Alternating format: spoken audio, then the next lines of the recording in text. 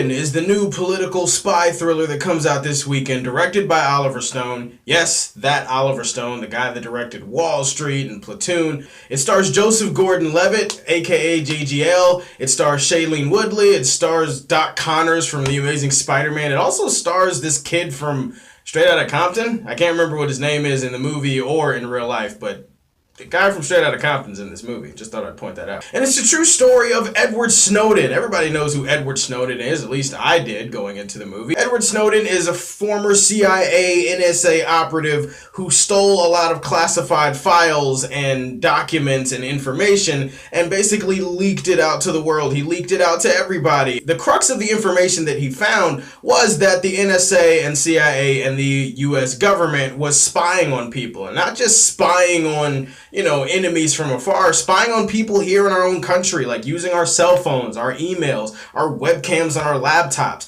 traffic cams, whatever, just using everything to survey everybody at once and just watch everybody. This guy who felt like it was an invasion of privacy and wanted to reveal it. So this tells the true story of everything that happened there. No hat today. My God, I feel completely naked.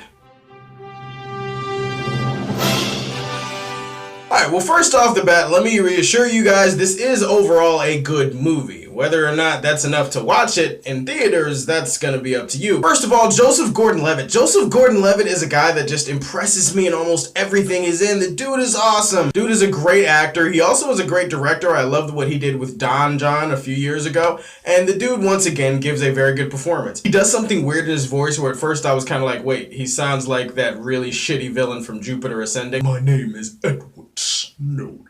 I remembered Edward Snowden and how he sounds, and I'm like, oh yeah, he actually does. He does sound a lot like Edward Snowden. He kind of looks like Edward Snowden. The performances around the entire film, really, really, really good. Doc Connors, far better in this movie than is some shitty CGI lizard in The Amazing Spider-Man. He was good in this movie as this CIA instructor, the guy who recruits Joseph Gordon-Levitt. Shailene Woodley, gotta give shout outs to her. Not only is she pretty much the only actress of consequence from The Secret Life of American Porn, but she also gives a really good performance in this movie. I think she's a really talented actress. Yeah, she's insanely hot. That's just bonus figures, come on. Another thing I liked about this movie is the fact that it really does a great job of depicting how a life like this, keeping government secrets and working for the government and witnessing all these atrocities that your government is responsible for, how that can really impact a person and how it can weigh on them and how it can kind of mess with their relationships. One thing in this movie that I was invested in for most of the movie was Shailene Woodley and her relationship with Joseph Gordon-Levitt and how they're struggling to maintain this romance in the midst of him being burdened with all of these secrets and all this stuff that he just can't tell her for national security purposes. The movie is directed well. I mean, it's not one of those big epic scope shot movies or anything like that. It's not like I looked at him like, yeah, that's Robert Deakins cinematography right there. No, but I still noticed that the movie was shot well. It had good quality shots. Everything was in frame. Everything looked good. There's some stylistic shit that Oliver Stone decides to do with the camera in the movie too, where he does like these zoom ins and close-ups and stuff. Guys, it's a solid movie. There's levels to this shit though.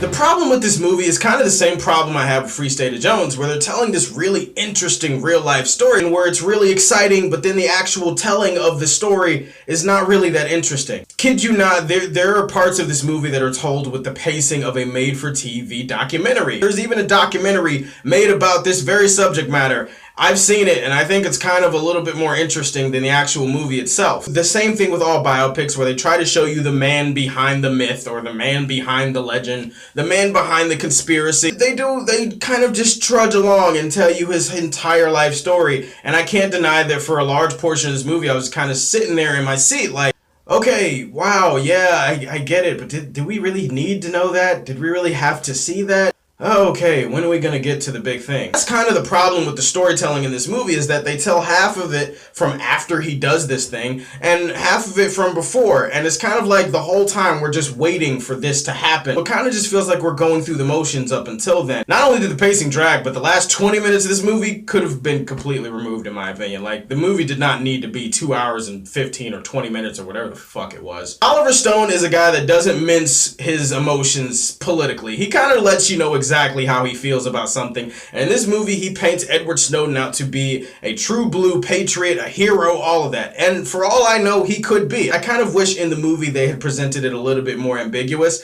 Like, have it sometimes appear like he's not the hero. Maybe sometimes he is just a traitor. Like, just have it be a little bit more murky, a little bit more mysterious. I would have liked that. Instead, it's kind of just straightforward. They beat you over the head with, no, he's a patriot, he's a patriot, he's a patriot, he's a patriot. Kind of like, yeah, okay, we couldn't have explored both sides of this shit? I mean, come on. Good movie overall. I can't say it's not a good movie. The problem is, it's a good movie that I'm probably never going to watch again, and it's a movie that I can't recommend you see more than once. I mean, definitely go check it out if you're a fan of this type of shit. I just don't think that it's the type of movie that's going to lend itself very well to repeat viewing. In the end, I'll push it and say that it deserves the Man of Steel rating, but I don't feel happy about it. That's my review of Snowden. Stay tuned. I'll have a review for Blair Witch probably up sometime tomorrow. Thanks a lot, guys. Please like, comment, subscribe to the channel. You know, you can feel free to let me know if my head looks weird without my hat. I need my hat back. Thank you guys so much. And as always, if you like what you see, tell me how you feel and stay tuned to hear more from the Man of Steel. Peace. Welcome to the new age, to the new age, welcome to the new age, to the new age.